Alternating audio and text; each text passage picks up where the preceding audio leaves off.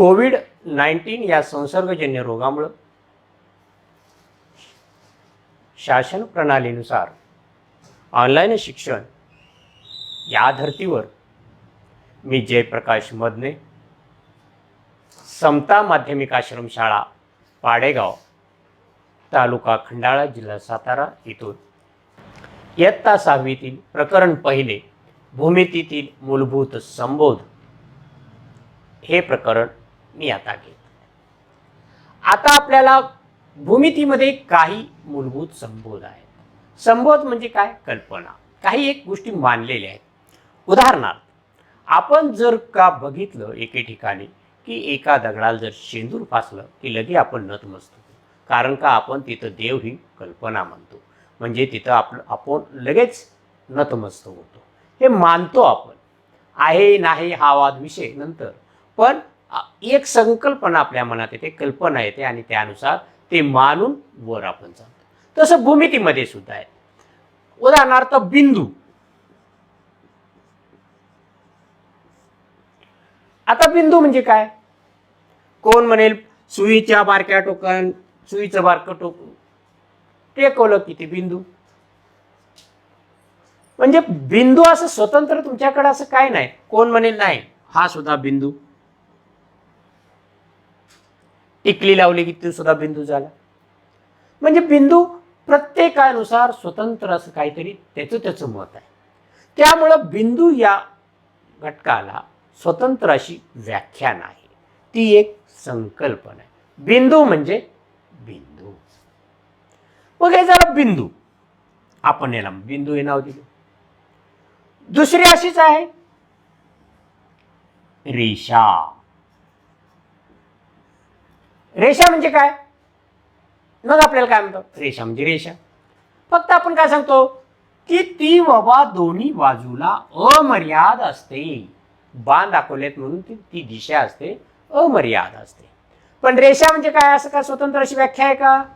रेषा म्हणजे रेषा.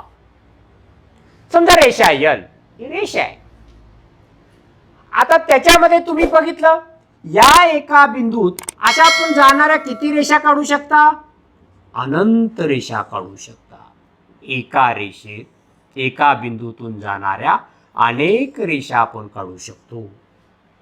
म्हणजे एका बिंदूतून अनेक रेषा जातात.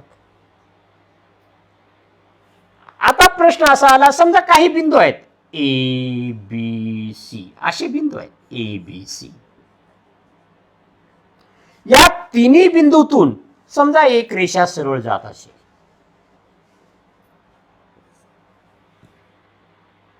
दिलेल्या सर्व बिंदूतून जर एखादी रेषा जात असेल तर त्या बिंदूंना एक रेषीय बिंदू असे म्हणतात. त्या बिंदूंना काय म्हणतात? एक रेषीय बिंदू असे म्हणतात. दिलेल्या समजा काही बिंदू असे आहेत. आता या तिन्ही बिंदूतून जाते का रेषा? जात नाही. ते एक रेषीय आहेत का? नाही. एका रेषेवर नाही किंवा एका रेषेत त्यातून जात नाही. मग या बिंदूंना म्हणायचं नैक रेषीय बिंदू. या बिंदूंना काय म्हणायचं? नैक रेषीय बिंदू. समजा ही रेषा आहे आणि इथं एक ए बिंदू, याच्यावर एक बी बिंदू. कोण म्हणेल रेषा ए बी? A B. कोण म्हणेल रेषा बी ए? कारण का दोन्हीकडेच जाते. त्यामुळे रेषा ए बी आणि रेषा बी ए कसंही म्हणलं तरी तुम्हाला काय अडचण येणार नाही. पण हा जो एवढाच भाग मर्यादित आहे ए बी, हा जर तुकडा घेतला तर या तुकड्याला रेषाखंड म्हणतात. या तुकड्याला काय म्हणतात? रेषाखंड. आणि तो रेख अक्षराने, रेख शब्दाने दाखवतात. रेख ए बी. समजा सांगितलं रेख ए बी ची लांबी 5 सेंटीमीटर. पण एखादा दुसरा विद्यार्थी म्हणून रेख ए बी का? मी रेख बी ए म्हणणार. रेख बी ए सुद्धा 5च असणार आहे त्यावेळेस. म्हणजे रेख ए बी किंवा रेख बी ए हे दोन्ही कसंही वाचन तुम्ही करू शकता. रेषा दोन्ही बाजूला बाण आहे. खंड, रेषेचा खंड म्हणजे तेवढाच भाग, तेवढाच तुकडा. समजा एक आरंभ बिंदू आहे, स्टार्टचा पॉइंट आहे ओ, आणि एकाच दिशेला बाण आहे, एकाच दिशेला. म्हणजेच ए सुरुवातीचा स्टार्टिंग पॉइंट, आरंभ बिंदू, त्याला काय म्हणायचं, आरंभ बिंदू, आणि ए या दिशेने. तर याला म्हणायचं किरण, याला काय म्हणायचं, किरण. किरण ओ पासून एकडे, ओ ए, किरण ओ ए, ओ हा आरंभ बिंदू. मग एखाद्याने म्हणलं किरण ए ओ म्हणेल, म्हणता येईल का त्याला? नाही, कारण का ए हा आरंभ बिंदू आहे का? नाही. त्यामुळं किरण ओ ए हा किरण ए ओ असू शकणार नाही. ही झाली रेषा, रेषाखंड, किरण. बिंदू, एका बिंदूतून अनेक रेषा जातात, दिलेल्या सर्व बिंदूतून एकच रेषा जात असेल तर एक रेषी बिंदू. आता म्हणजे बिंदू ही एक संकल्पना झाली, रेषा दुसरी संकल्पना झाली. आता तिसरी संकल्पना बघू, प्रतल.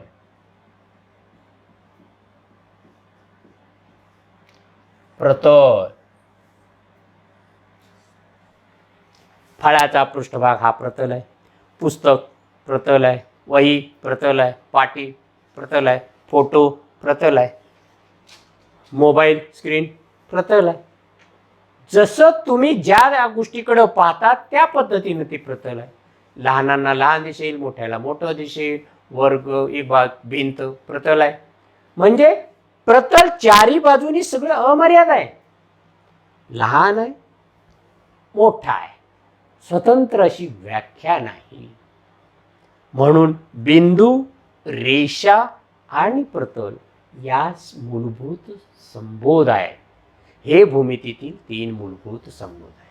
मग या एका प्रतलात समजा 2 रेषा आहे, ही एक रेषा आणि ही दुसरी रेषा. या 2 रेषा एकमेकाला छेदत नाहीत, तर त्या रेषांना समांतर रेषा असे म्हणतात. त्या रेषांना काय म्हणतात, समांतर रेषा असे म्हणतात. म्हणजे व्याख्या काय झाली बघा, एकाच प्रतलात असणारे परंतु एकमेकींना न छेदणाऱ्या रेषांना समांतर रेषा असे म्हणतात. समजलं सगळ्याला?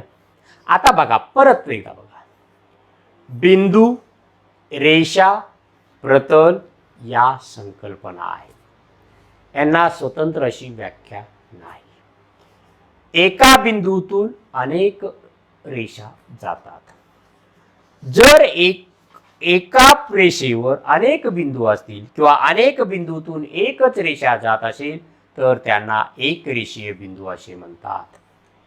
मर्यादित खंडाला, तुकड्याला, रेषेच्या खंडाला रेषाखंड असे म्हणतात.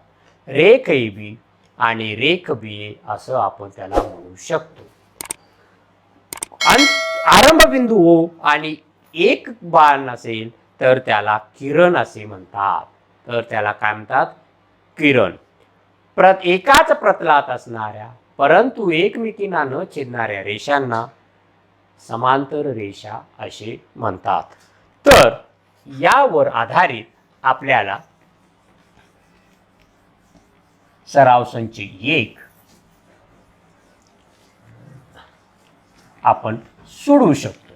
आपल्याला एक आकृती दिलेली आहे सराव संच 1 मध्ये, आणि या आकृतीवरून आपल्याला नाव लिहायला सांगितलेले आहे. उदाहरणार्थ पहिला आकडा दिलाय एक रेषीय बिंदू.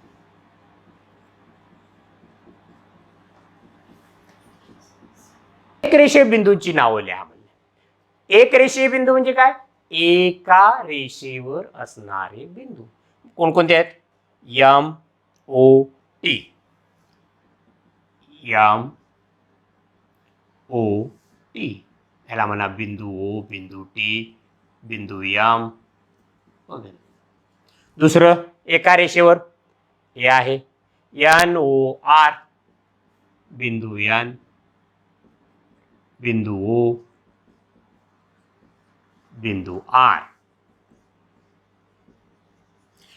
आता हे आहेत का बघा, पीओएस नाही, एका रेषेवर असली पाहिजे, याला म्हणायचं एक रेषीय बिंदू. आता किरण, किरण कोणाला म्हणायचं? आरंभ बिंदू पाहिजे आणि एका बाजूला पान पाहिजे. चला, किरण OR, किरण OT,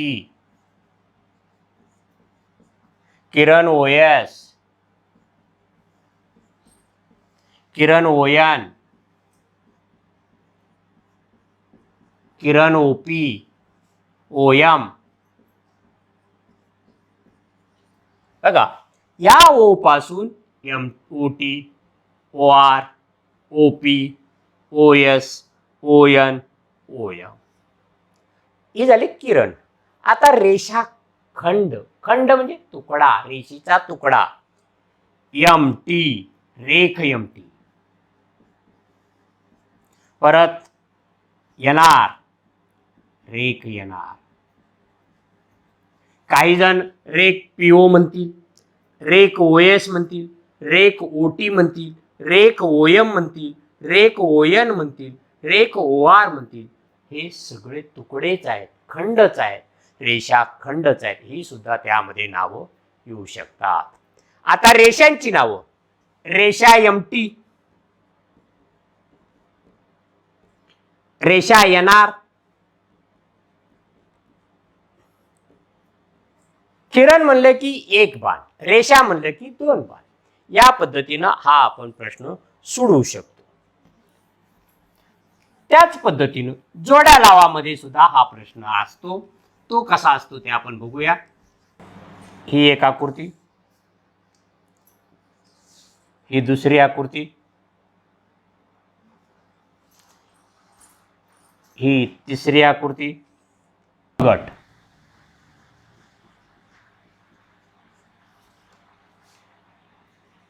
हा किरण. बघूया आता ही कशाची आकृती आहे? प्रतलाची. ही कशाची आकृती आहे? प्रतलाची. दोन्हीकडे बाण आहे. कशाची आकृती आहे? रेषा. दोन्हीकडे अंत्यबिंदू आहेत, खंड आहे, म्हणजे काय आहे? रेषाखंड. एक आरंभ बिंदू आहे आणि एका बाजूला बाण आहे, म्हणजे काय आहे? किरण. या पद्धतीनं हा अशा टाईपचा प्रश्न 2 मार्काला जोड्या लावा म्हणून आपल्याला विचारला जातो. या पद्धतीनं आपण सराव संच 1 याची उजळणी तुम्ही करा. यामध्ये जर काही शंका असेल तर तुम्ही या चॅनलला कमेंट्स करा. धन्यवाद.